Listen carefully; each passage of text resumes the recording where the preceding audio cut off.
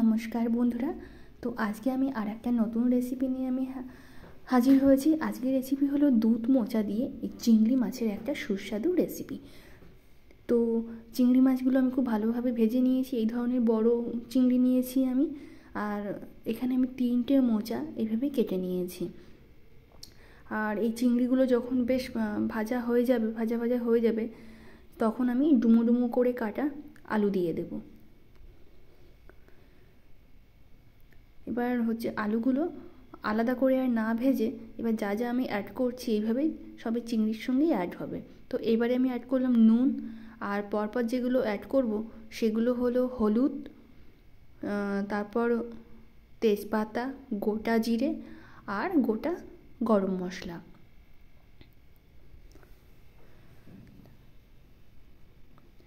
এইভাবে সব কিছু অ্যাড করে নেব পরপর করে। আর সেই সময় কিন্তু একদম লো স্টিমে কিন্তু এটা থাকবে, না হলে কিন্তু পুড়ে যাবে। আর বলে রাখি, এই রেসিপিটা কিন্তু বাড়ির বাচ্চা থেকে যারা বয়স্ক সবাই কিন্তু খুব ভালোবাসে খেতে। মোচা অ্যাকচুয়ালি কলা বা মোচা এই জাতীয় জিনিসগুলো রান্নার পরে অনেকেই আছে খেতে পছন্দ করে না, মোচার কথা শুনলে বিশেষ করে বাচ্চারা। কিন্তু এই কলা মোচা এই জাতীয় জিনিস তো আমাদের শরীরের পক্ষে খুবই উপকার। তো এটা কিন্তু খুব ভালো, সুস্বাদু হয় রান্নাটা, আর তার ফলে কিন্তু সবার খাওয়ার একটা আগ্রহ জন্মায়। তো এইবারে কি করব, মোচাগুলো এইভাবে সব দিয়ে দেবো। যেহেতু আমার 3টে এখানে মোচা রান্না হচ্ছে, তো সেই জন্য দেখছেন যে অনেকটা বেশি পরিমাণে কিন্তু সবটা দিতে হবে। এভাবে খুন্তি দিয়ে এখন আবার আপাতত কিন্তু জায়গা নেই। আর এই রান্নাটা আমার দিদি করছে। তো এইবারে যেটা করব, একটা ঢাকনা দিয়ে দেবো এইভাবে। আর একটু নুন অ্যাড করা হলো, যেহেতু পরে অ্যাড করতে হতো কিন্তু এখন নুন অ্যাড করলে কি এটা কমেও যাবে তাড়াতাড়ি, আর একটা জল বেরিয়ে যাবে, তো দিয়ে কি হবে সেদ্ধটাও ভালো হয়ে যাবে। তো এবার ঢাকনা আবার খুলে তারপরে এই সব কিছু এইভাবে একটু ঘাঁটতে হবে কিন্তু। আর খেয়াল রাখতে হবে নিচে যাতে পুড়ে না যায়, ঠিক আছে? তো পুড়ে গেলে কি হবে, ভালো হবে না খেতে।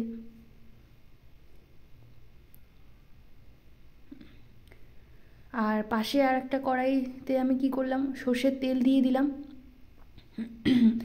আর এই সর্ষের তেলের মধ্যে যে মশলাটা যাবে সেটা হলো পেঁয়াজ, রসুন,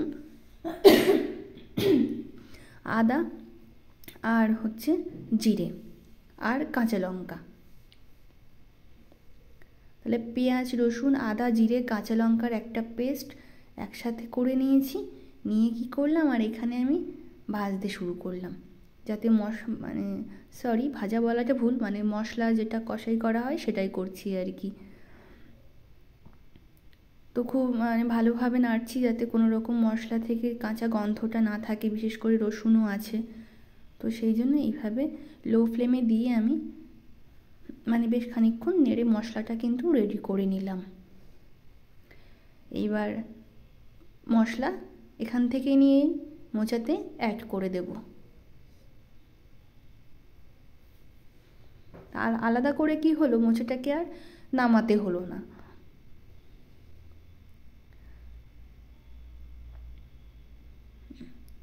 এইভাবে পুরো মশলাটাই কিন্তু এর সাথে অ্যাড করে দেব। আর একটা কথা বলি, বাড়িতে যখন কেউ আসে, এবার বাঙালি খাবার এরকম যখন খাওয়াবেন কিন্তু খুব ভালো লাগবে, আপনি খাইয়েও তৃপ্তি পাবেন আর সে খেয়েও তৃপ্তি হবে। এরকমই আর এই রান্নাটা এরকমই হয়।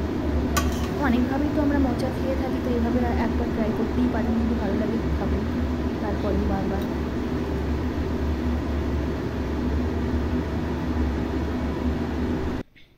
এইবারে যেটা অ্যাড করব, লিকুইড দুধ অ্যাড করছি। যদি আপনাদের কাছে বাড়িতে গুঁড়ো দুধ থাকে সেটাও গরম জলে গুলে নিয়ে সেটা অ্যাড করতে পারেন। দুধ ভালো করে অ্যাড করে নিয়ে এবার ঘাঁটছি ভালো করে সবটার সাথে, যাতে ভালোভাবে মিশিয়ে দেওয়া যায়, সেই কারণে খুব ভালোভাবে কিন্তু এটা ঘেঁটে নিতে হবে।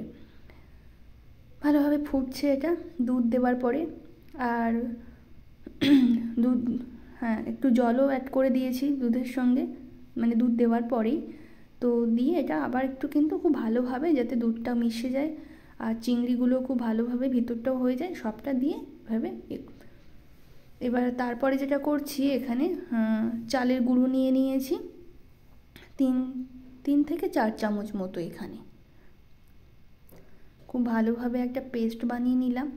একটু ওয়ার্ম ওয়াটার দিতে হবে, উষ্ণ গরম জল দিয়ে ভালোভাবে এটা দিয়ে একটা ভালো মিশ্রণ বানিয়ে নিলাম।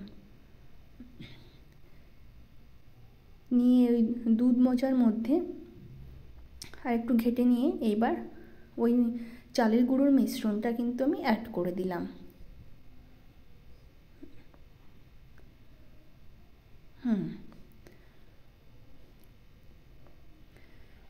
এই রান্নাটা কিন্তু আর বেশিক্ষণ বাকি নেই, প্রায় হয়েই এসেছে। এটা সময় লাগে না, মোচা ফার্স্ট সেদ্ধ হতেই যতক্ষণ টাইম, তারপরে কিন্তু আর তেমন সময় লাগে না। তারপরে এই মিশ্রণগুলো ঠিকঠাক প্রপার টাইমে অ্যাড করা নিয়ে কথা। এবার যেটা কি, একটু চিনি দিয়ে দিলাম।